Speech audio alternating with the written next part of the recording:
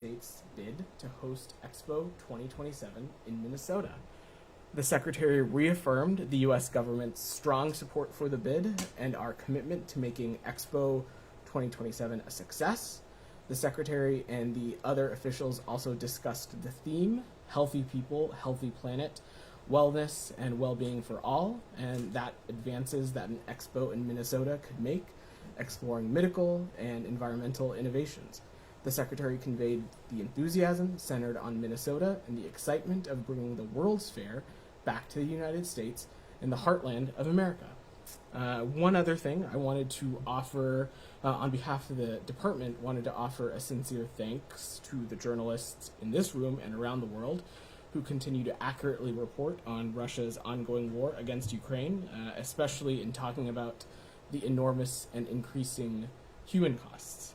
Our EUR Bureau and colleagues across the department, including our embassy in Kyiv, were especially moved by the AP story yesterday on Russia's ongoing and deliberate efforts to kidnap children from Ukraine and transfer them to the Russian Federation for adoption. Russia's human filtration operations is something that we remain extremely disturbed by and focused on. As the Secretary said in July, reports indicate Russian authorities are deliberately separating Ukrainian children from their parents and abducting others from orphanages before putting them up for adoption inside Russia. Estimates from a variety of sources, including the Russian government, indicate that Russian authorities have uprooted 260,000 children from their homes to Russia, often to isolated regions in the Far East. We here at the department thank you all for your dedication in telling these stories and extend our gratitude to those working, even from inside Russia, to tell these stories. And with that, I'm happy to take your questions. Matt, if you want to kick us off. Yes. Thanks, Vedant. And thanks for the mention of my colleague's story. Two things. One really briefly, which people may come back to, but then, and that is just, does the U.S. have any, does the State Department have any equities in the Starlink system that's being used in Ukraine?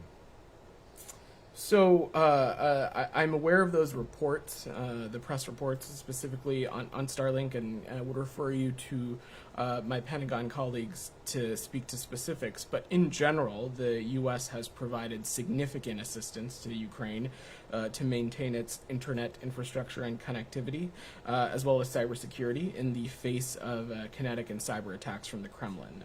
This assistance includes thousands of satellite phones, data terminals, and funding for hands-on technical support to essential service providers in Ukraine. Yeah. Sorry. No, Oh, and so is that the end of it? yeah. Well, no, I just, I mean, are there State Department equities here? Is the State Department paying for any of this? Not that I am aware of. Have you been asked to? We have not had any communications with Starlink as it relates to this. Okay, well, have you had any conversations with the Pentagon as it relates to paying for the provision of internet access?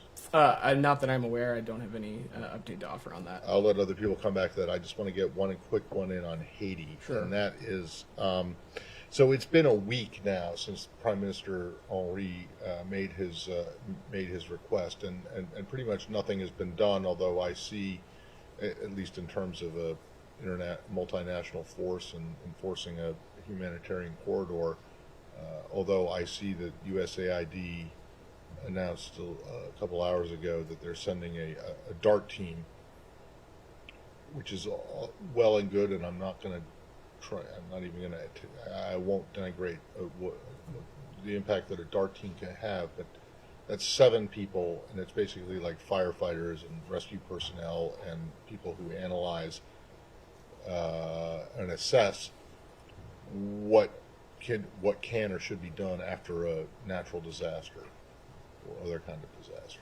It does not seem to me like this is being treated with the urgency that you say the situation warrants.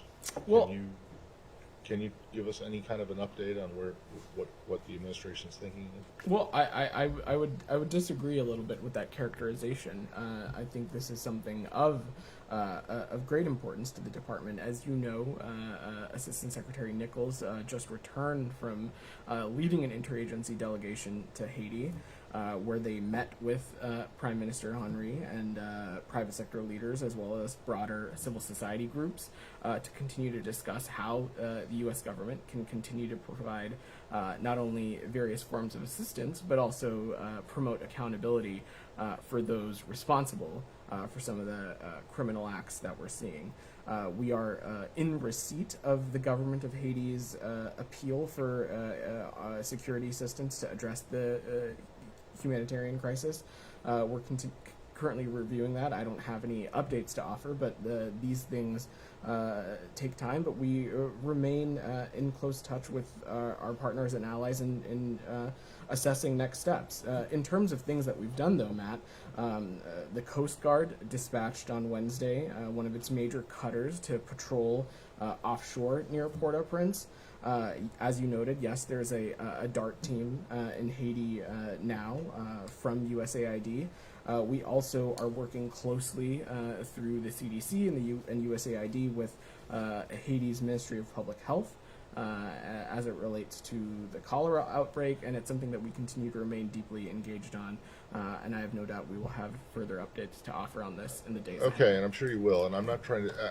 I realize that responding to requests like this take time, but the urgency with which you and Ned have spoken about the situation, as well as the Haitians and others, would seem to suggest that something more than putting a Coast Guard cutter off the shore, which is not going to be on the ground and not doing anything that the Haitian government, the Haitian Prime Minister has asked for, and a 7-member DART team, it's been a week, and that's all.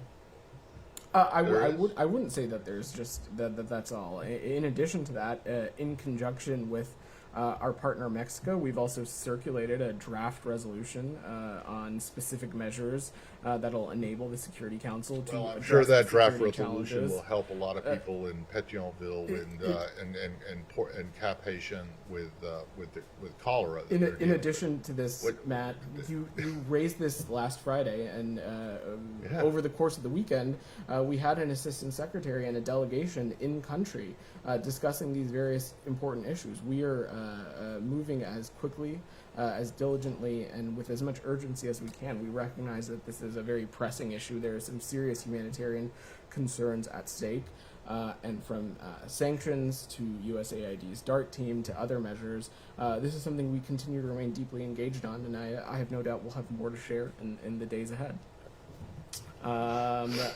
Janie. Thank you. Last night, North Korea threatened South Korea with about 280 artillery shells fired and fighter jets, and it's provoking South Korea for 4 times a day with cruise and ballistic missiles. This is the first provocations for North Korea to invade South Korea since the Korean War in 1950. The people in Korea are feeling scared about escalating these tensions on Korean Peninsula. In fact, North Korea is choosing military actions. How will you respond to North Korea, which has chosen military actions rather than dialogue or diplomatic solutions? A couple of things, Jenny. So first, we are aware of those reports, and we call on the DPRK to cease all these provocations and these threatening actions. We also, again, condemn the DPRK's recent ballistic missile launches and other provocative actions. As I've said previously, these launches are in violation of a number of UN Security Council resolutions. But also, I would reiterate again that our position on diplomacy and dialogue remains the same, even in the light of these recent developments. We continue to believe our ultimate goal is the complete denuclearization of the Korean Peninsula, and we continue to remain open to diplomacy and dialogue as a step towards getting there. But one more, recently announced the Biden administration's national security strategy. How is the Korean Peninsula and North Korean nuclear issues working in the interest of the United States? Well, regional stability in that region of the world continues to be a key tenet of our national security strategy, and even in the face of the recent provocations and launches from the DPRK, you've seen this administration continue to show an ironclad commitment to our allies, the Republic of Korea and Japan, both through communications and direct engagements from senior officials within this building, but also across the administration, but also through joint military exercises that my colleagues at the Pentagon, I'm sure, can speak to as well. But often UN Security Council resolution failed frequently in adopting a statement condemning or sanctions North Korea as a provocation, as a violation of UN Security Council, as opposed to China and Russia. Do you think the role of the member of the United Nations Security Council needed to be improved? I don't have anything to offer on the body of the Security Council itself, but what I'll note is that on that resolution that you note, all but two countries supported this resolution. Two countries that parroted the same kind of disinformation of alluding to some kind of U.S. provocation as it relates to these launches, which is certainly not the case. Gita, go ahead. Thank you, Vedant. This morning, Secretary Blinken met with a group of Iranian American activists. Did the U.S. team hear anything from them that it could consider for supporting the demonstrators in Iran? Thanks, Gita. I believe we'll have a more formal readout of this morning's meeting later today, but what it really was an opportunity for the Secretary and other department officials to engage with members of the community and human rights defenders and talk about the protests that we are seeing in Iran, the bravery and the courage of the women and all those involved in the protest, and continue to discuss ways that the U.S. can support these protesters and support defending of human rights. But like I said, we'll have a more specific readout to follow. One more question. Sure. The suppression is continuing and it's getting worse. There are some horrific pictures on social media of what's happening to women, what they're doing to women.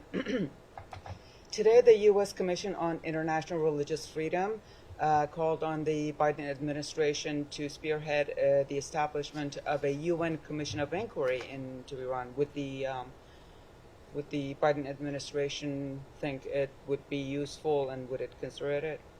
I don't have any assessment to offer on this specific request, but what I can say is that the Iranian government now has killed more than 200 people in its crackdown, according to a number of human rights organizations. And we continue to condemn Iranian authorities on firing and the arresting of peaceful protesters, including students, including journalists, including human rights activists, teachers, and lawyers. And the government of Iran continues to disrupt internet access for its 80 million plus citizens and preventing them and the rest of the world from watching these ongoing crackdowns. This cruel and violent suppression of peaceful protests shows that the Iranian government clearly fears its own people.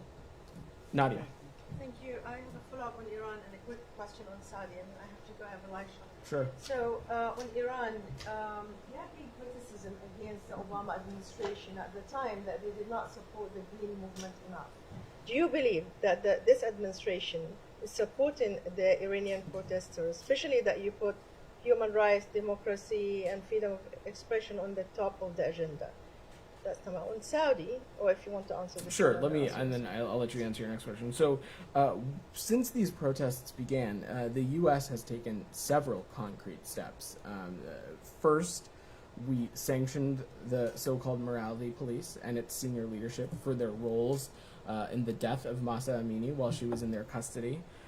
We also sanctioned additional security officials directly responsible for the violent crackdowns.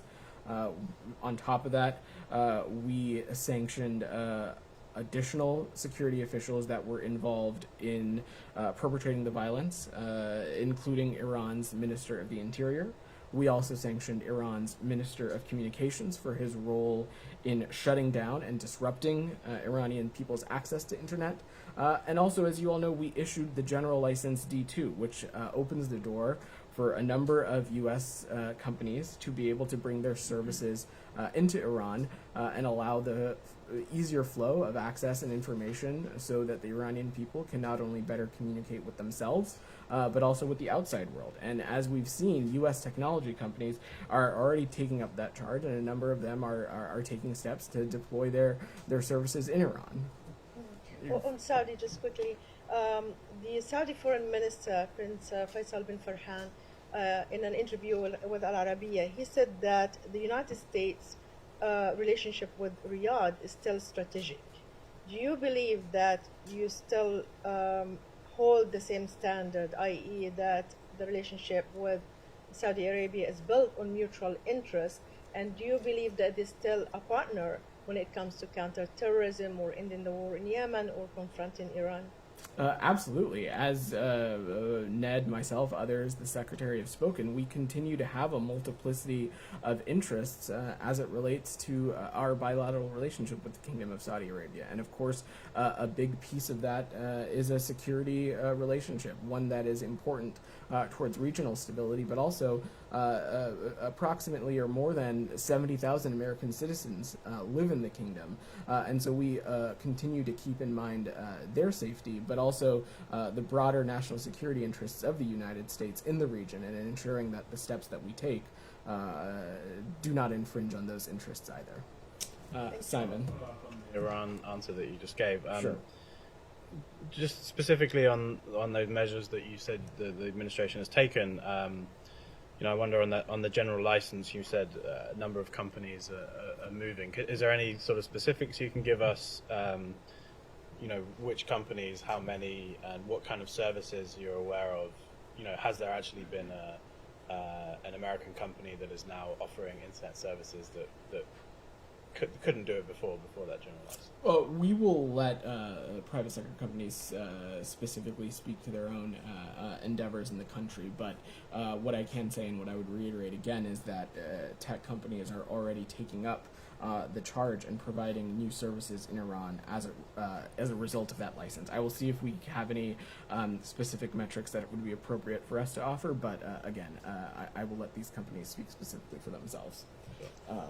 Go ahead. To follow up on Iran, in addition to meeting with civil society activists, have U.S. officials, since the protests began, had any contact with the exiled Iranian opposition, including Kurdish groups? And just generally, what's the policy on engagement with members of those groups? I'm not aware of any, but I'm happy to check and circle back with you on that. In the back? Just on Saudi relations, real quick. Both sides clearly not happy. This continues to escalate. Now we're hearing from some Democrats on the Hill that there might be some actions coming from the White House as early as next week. My question is, if we can't get the oil from Saudi Arabia, if these actions and consequences don't change Saudi's and OPEC's decision on oil, where do we get it from? Are we starting to now look at other countries like Venezuela? So let me to widen the aperture a little bit. I think first and foremost, I will let the White House speak to any announcements they may or may not have coming, and certainly don't want to get ahead or get into specific congressional engagements.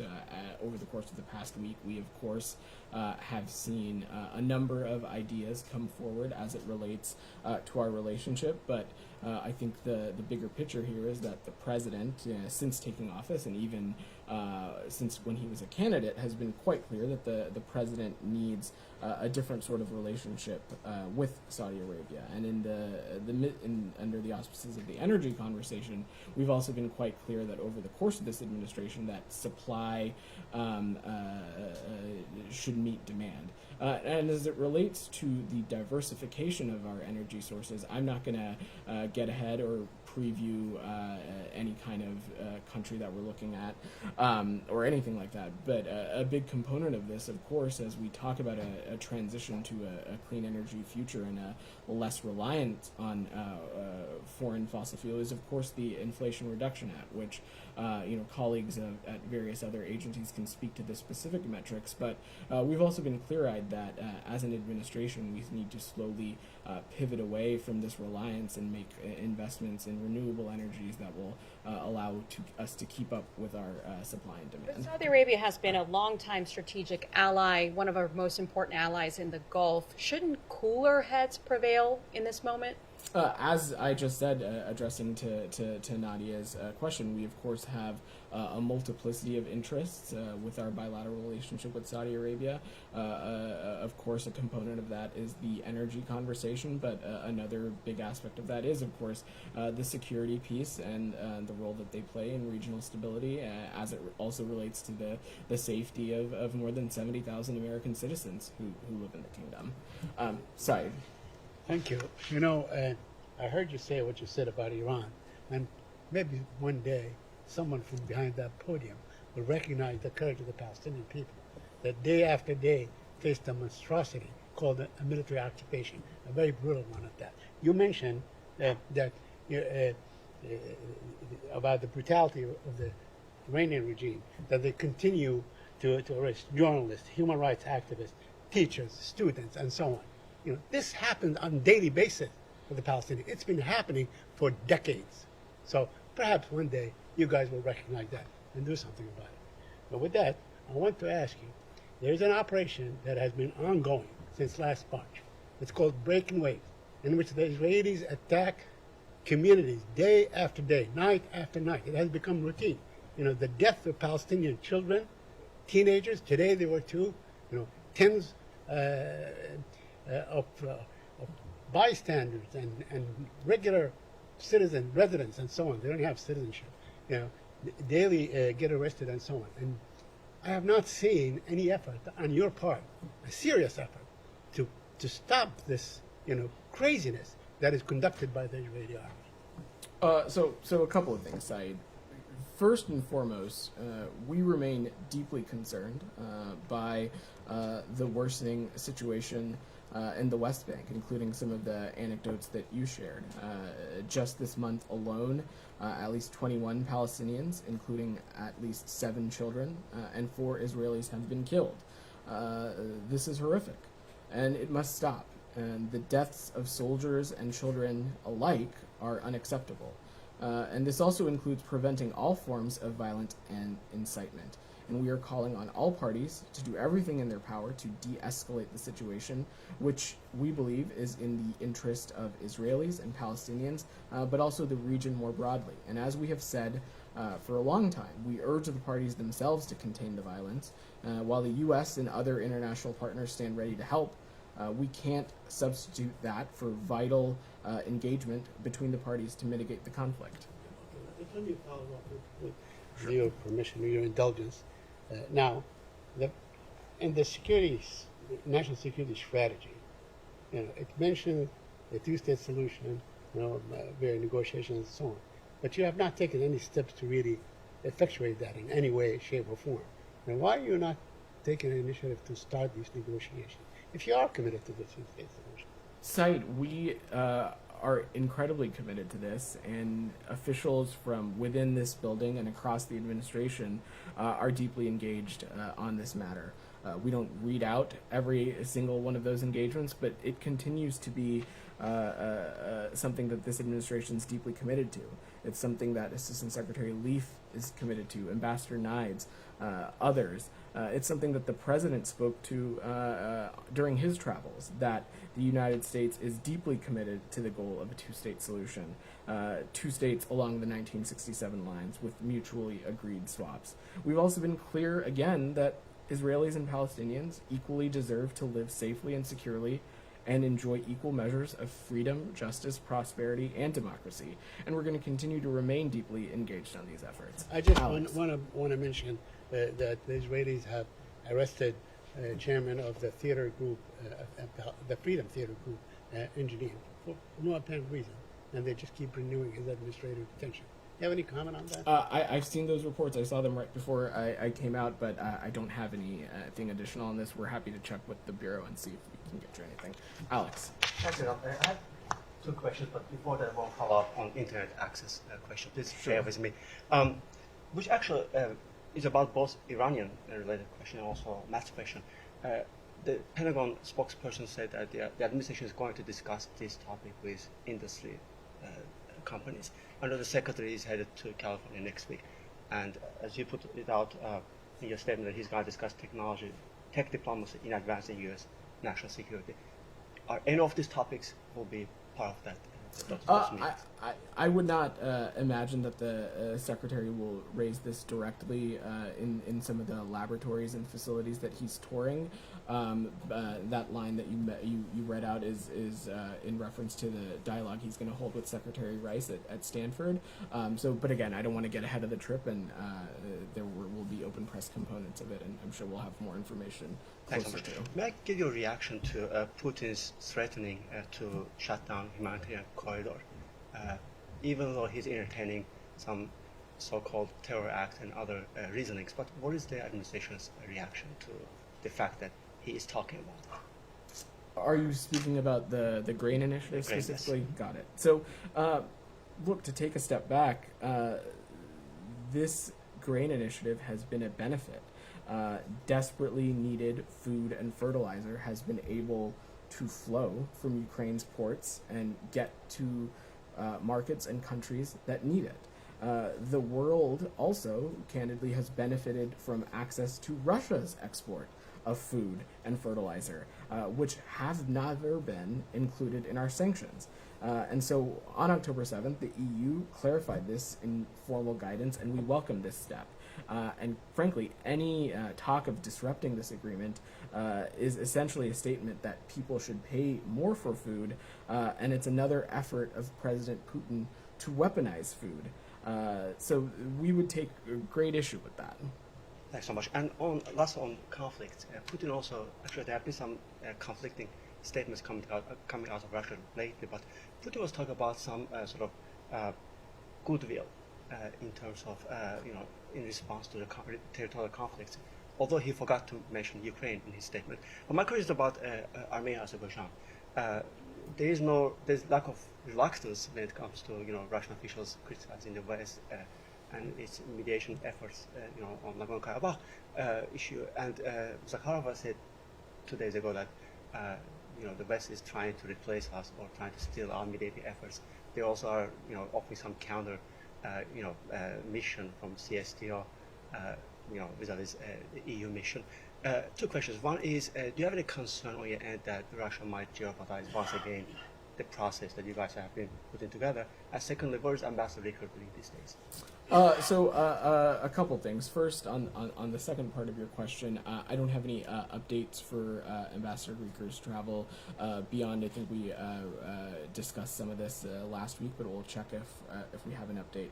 And look, if any country is eager to engage with us on Armenia and Azerbaijan and help us get to a peaceful resolution, we certainly would welcome that, but we have not seen any kind of effort from Russia, as you might be referring to. And I know this wasn't the crux of your question, but to your comment about goodwill, let's talk about goodwill for a second. And showing goodwill would be stopping the assault on the people of Ukraine. It would be stopping the bombs.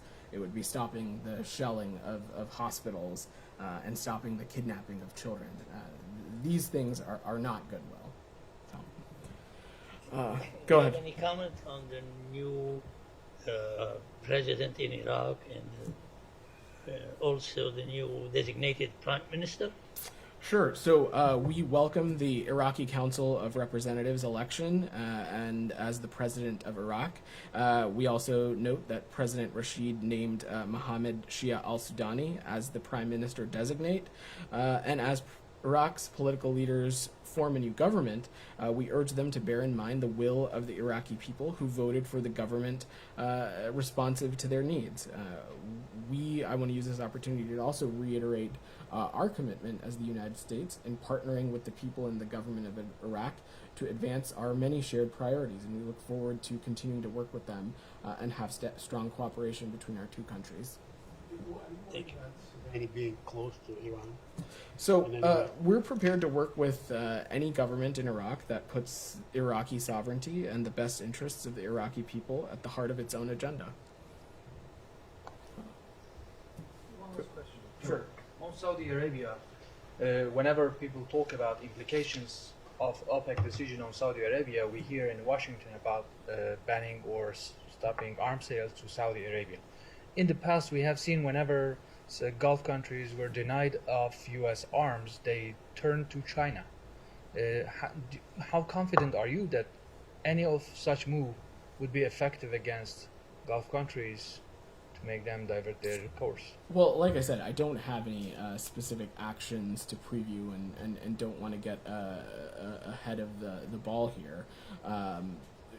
But I also want to, again, reiterate that, we have a multiplicity of interests with the Kingdom of Saudi Arabia. And, of course, a big component of that is the nearly 70,000 American citizens who live in the kingdom.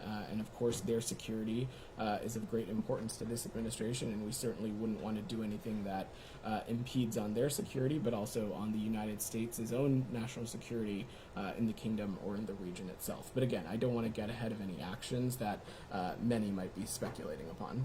OPEC Plus is consisting of large number of countries, almost all Gulf countries. Why is Saudi Arabia on the hotspot now? Is there a specific reason? Well, look, others. I think you saw Admiral Kirby speak to this a little bit earlier this week, but other OPEC nations communicated to us privately that they disagreed with the decision that was taken earlier this week. And as the president has said, we're reevaluating our relationship with Saudi Arabia in light of that, and we'll continue to look for ways to take additional steps. But again, I don't have anything additional to preview. All right, thanks everybody. Happy weekend to those who celebrate.